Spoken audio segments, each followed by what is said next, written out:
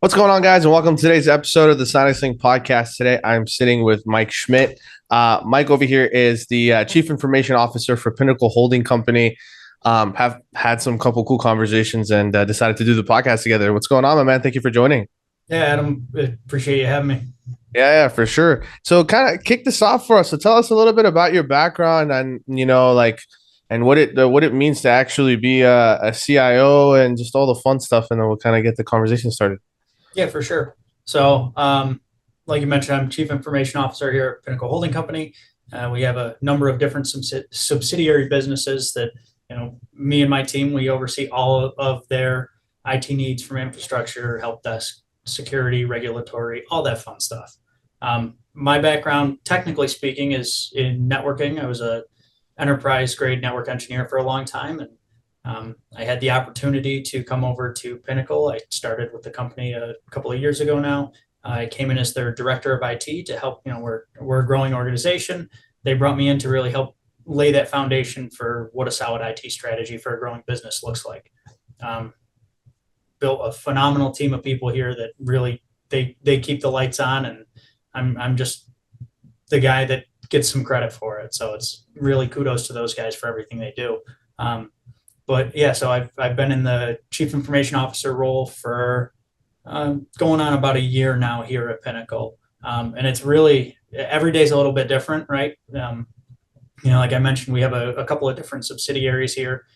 We have Pinnacle Investments, which is a broker dealer RIA financial investing firm. We have Pinnacle Employee Services, which is a professional employment organization. We have Split 14 Marketing. We have Pinnacle Capital Management, and then we also have Bent Ear Technology Partners, which is, as you and I have discussed, it's our own managed service provider.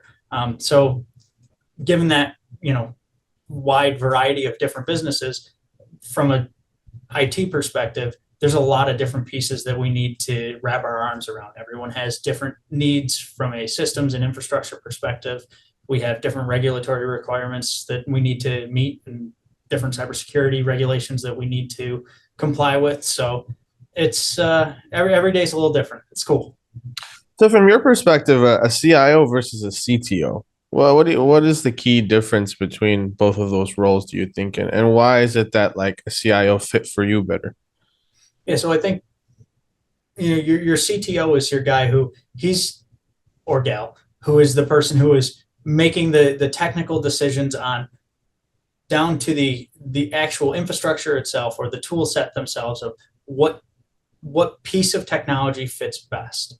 Where the CIO is much more intertwined in business operations side of things. So I spend a lot of time working with other business leaders to figure out what are their pain points, how can we incorporate that technology into our business objectives, and how can we help drive those forward. So while yes, I have to understand the technical ins and outs, that's not necessarily where my strengths lie. It's understanding the technology, being able to communicate that to other business leaders within our organization, other department leads, managers, executives, and things like that, and speaking the business language, tying that all in with the IT side of things, and getting everybody on the same page.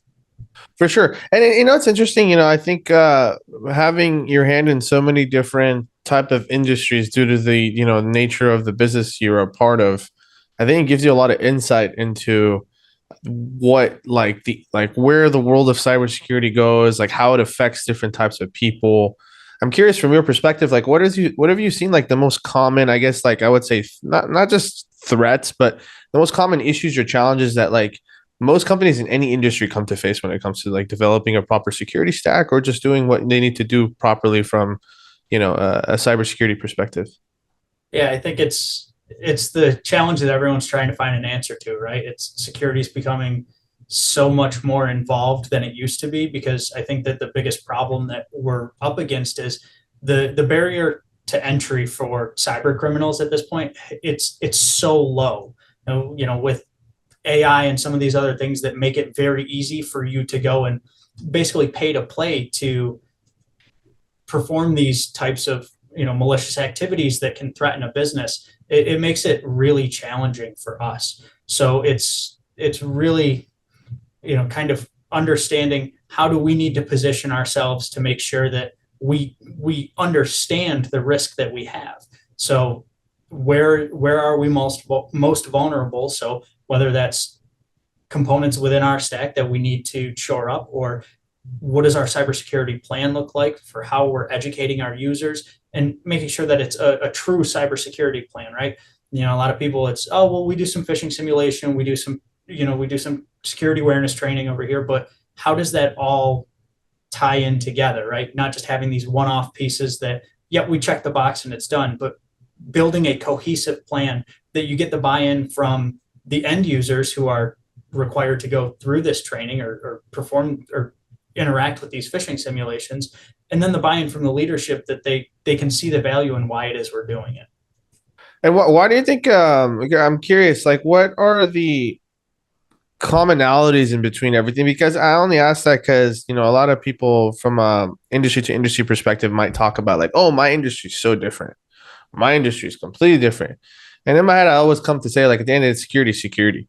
Right. We all kind of have to be thinking in a similar way. Like, sure, our attacks or vulnerabilities might be different, the sources might be different, et cetera, et cetera. But the overall understanding of it should be pretty similar. Wouldn't you agree on that philosophy, or do you feel like you have like a different take on things?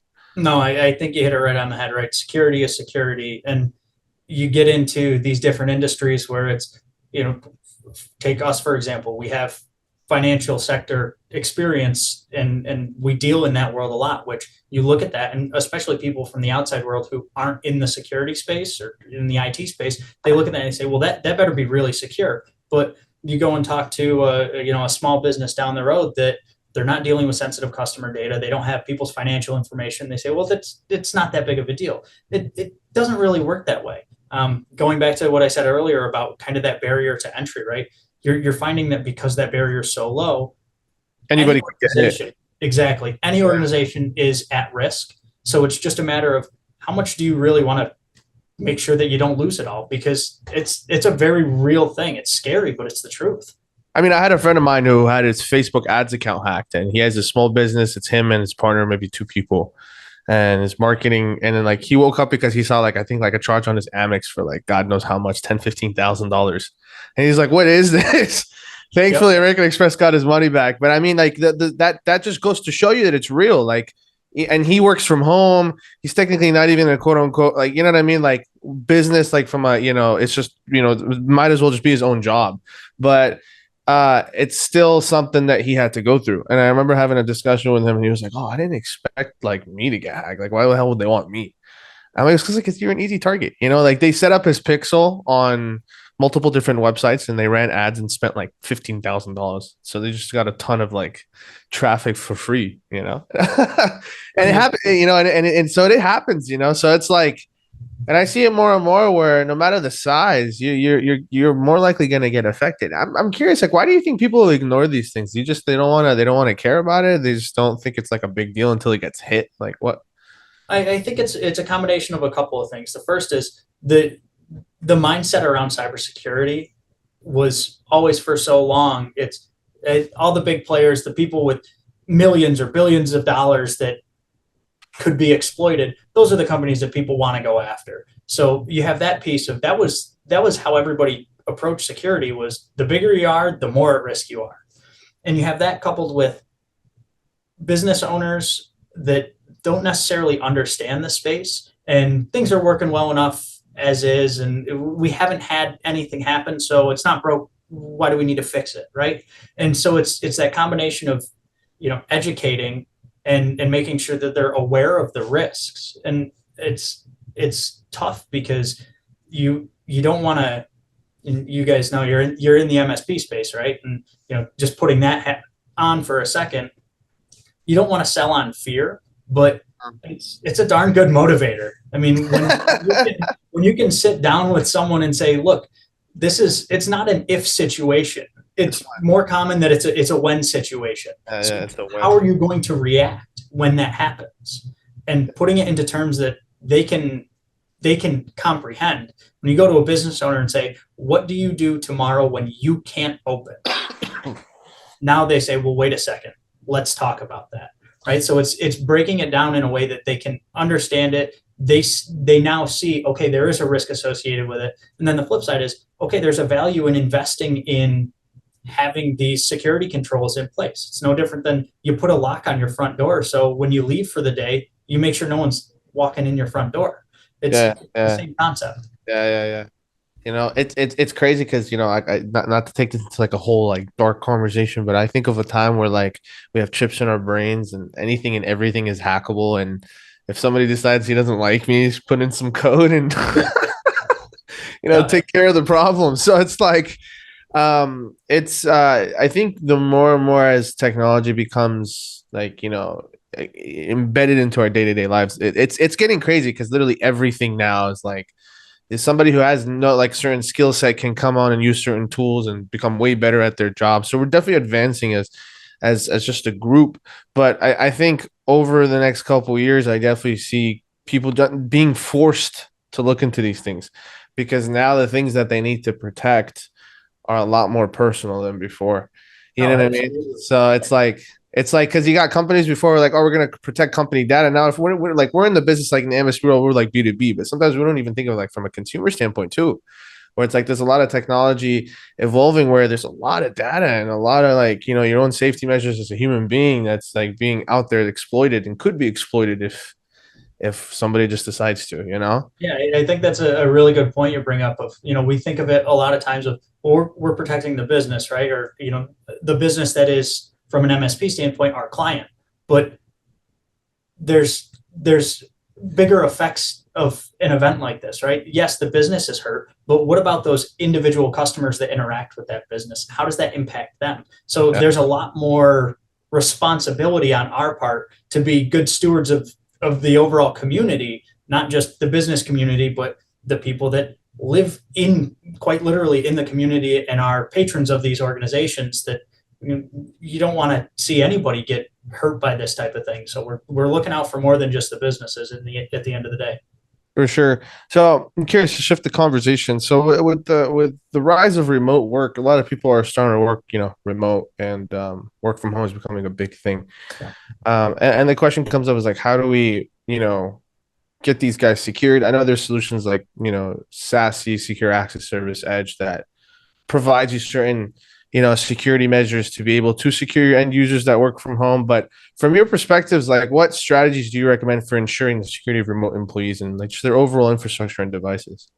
Yeah, I think that it's, there's so many tools at our disposal now that we're just really starting to scratch the surface of what we can do, and you're starting to see it become more prevalent, right? Like obviously pre-COVID, people, they were in the office. Most people weren't familiar with what is a VPN, what does it do, right? So, I mean, you're starting to see that type of technology become more commonplace, which is great because the more it's utilized, the more it's going to be developed and improved upon, which is really good. But I think, going beyond just kind of that basic of yes, making sure you have a secure VPN, making sure you have multi-factor authentication, making sure that you have the least privilege type access controls where it's you're treating it no differently than if it's someone who's in the office, that you have sensitive information or pieces of infrastructure that you don't want just anyone to stumble upon. You need to make sure that you're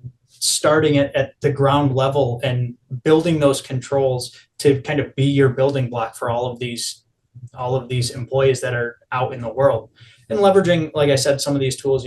Now you're seeing mobile device management and stuff like that because people are increasingly more portable. Smartphones are way more powerful than they used to be. People don't want to have to carry a laptop when they can just check their email on their phone and stuff like that. But that inherently poses a risk, right? It's more mobile, it's more portable, it's easier for someone to swipe a phone and, Into it, and yeah. gain access to it. So it's building it, from its core, not trying to slap a band-aid on top of a bullet hole, if you will. It's you need to start at the ground level and build your infrastructure and these controls with that in mind of, least privilege is a big thing, right?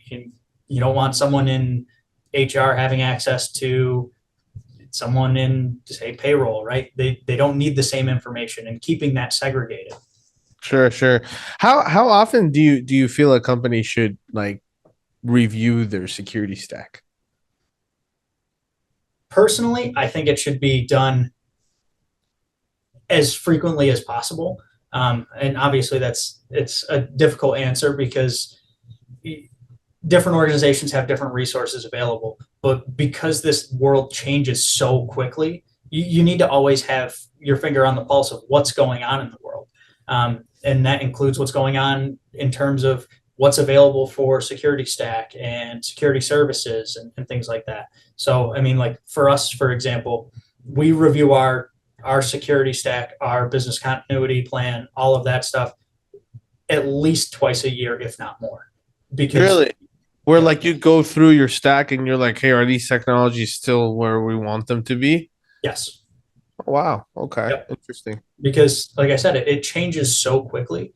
And again, we're a rapidly growing business. So what was good for us 18 months ago certainly doesn't fit needs now because we're changing fast. The industry is changing fast. So that's one of the things that I really stress is just because it's a solution we have doesn't mean it's permanent. Nothing's set in stone.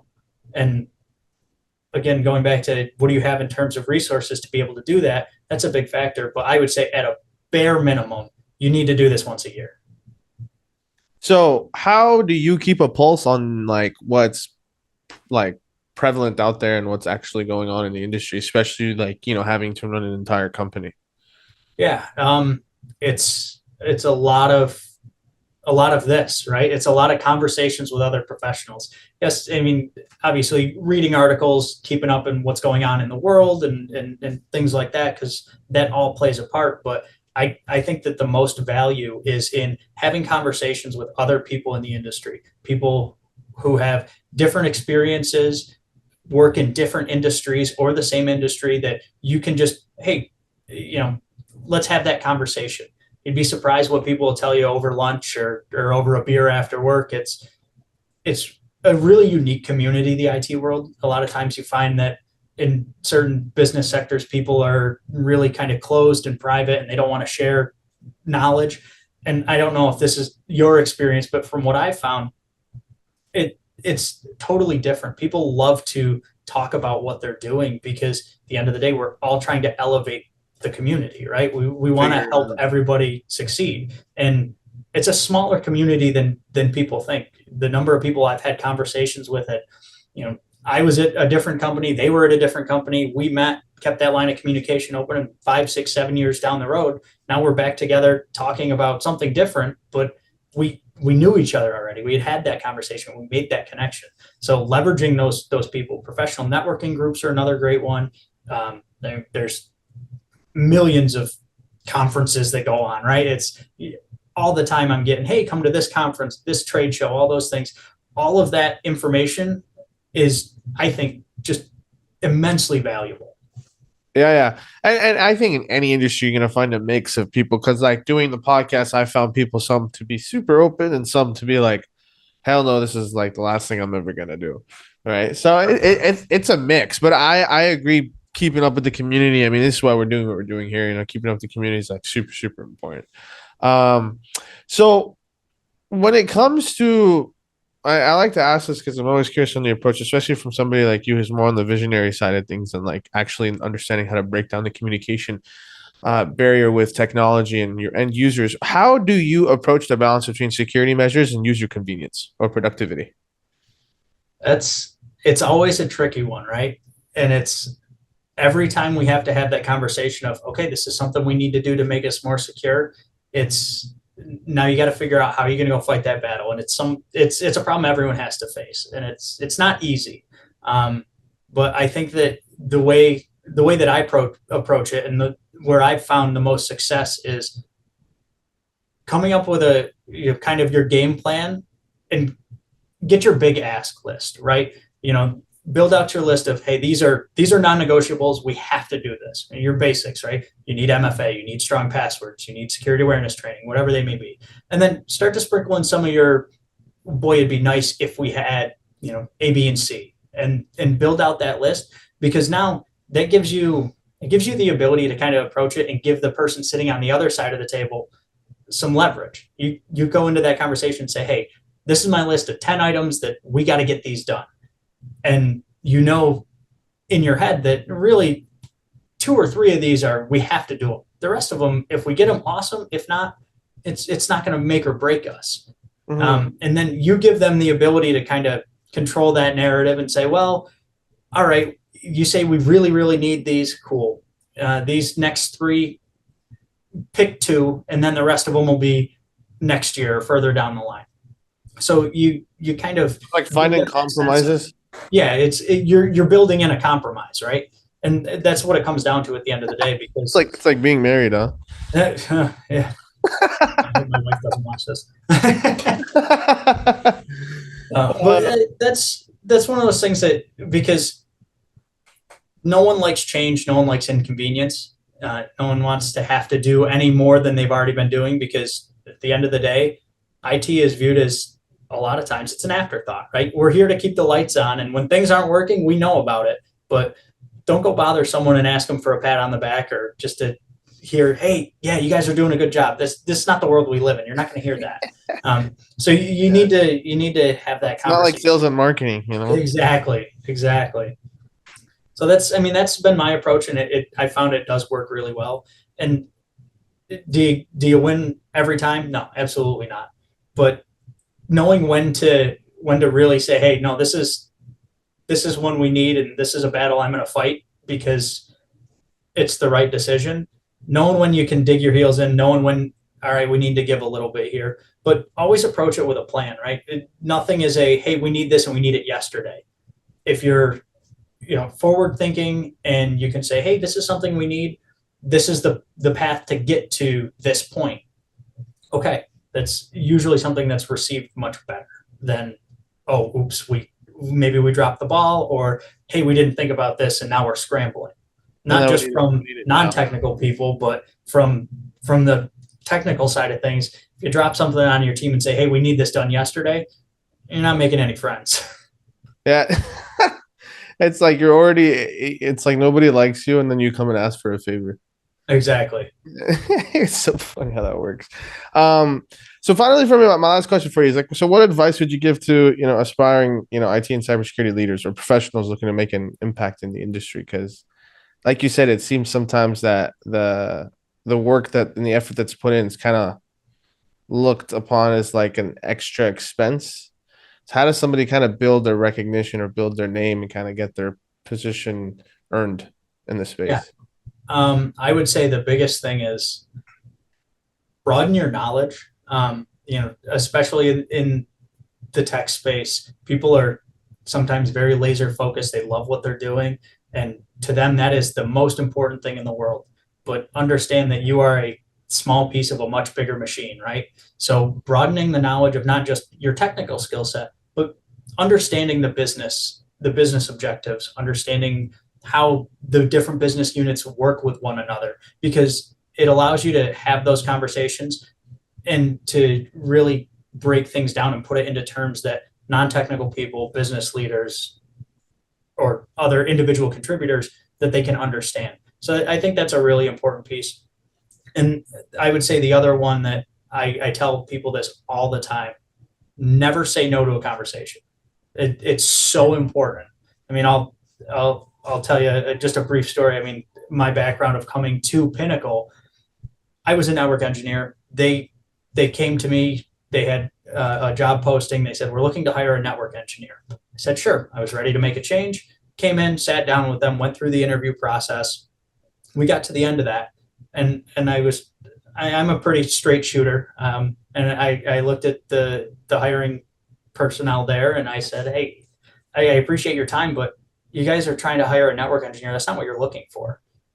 Everything you just described to me is not what a network engineer does. You're looking for someone to outline IT strategy, and you want to have a vision and a plan, and you need, you know, more granular budgeting and all of these things. And that's not what a network engineer does.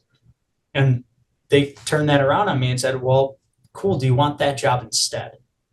And That's cool. it's Uh, very unorthodox, right? But if I had if I had said no to having that conversation of, well, yeah, I'm ready to make a change and this is the way it's going, would have never I happened. probably wouldn't be where I am. That's So it. it's so valuable to just have those conversations because you don't know where it's going to lead. Yeah, yeah. You never know where the opportunity will strike from. Yeah. Yeah. Well, Mike, I appreciate you so much for your time here today, man. So where can people find you or look you up if they want to reach Yeah, out? for sure. Yeah. So I'm on LinkedIn, Mike Schmidt on LinkedIn. Our holding company is pinnacleholdingco.com. Our managed service provider is bent-ear-tech.com. Anyone can feel free if you want to reach out, connect. I'm always happy. Like I said, never say no to a conversation. Drop me an email, mschmidt@bent-ear-tech.com. I'd be more than happy to touch base with anyone and just learn from those relationships. Sweet. Awesome, Mike. Well, hey, man, thank you so much for your time here today. And everybody that's listening, I appreciate you guys for tuning in. If you guys enjoyed, please remember to leave a like, subscribe, and comment for future episodes. And we'll see you guys in the next episode. All right. Peace.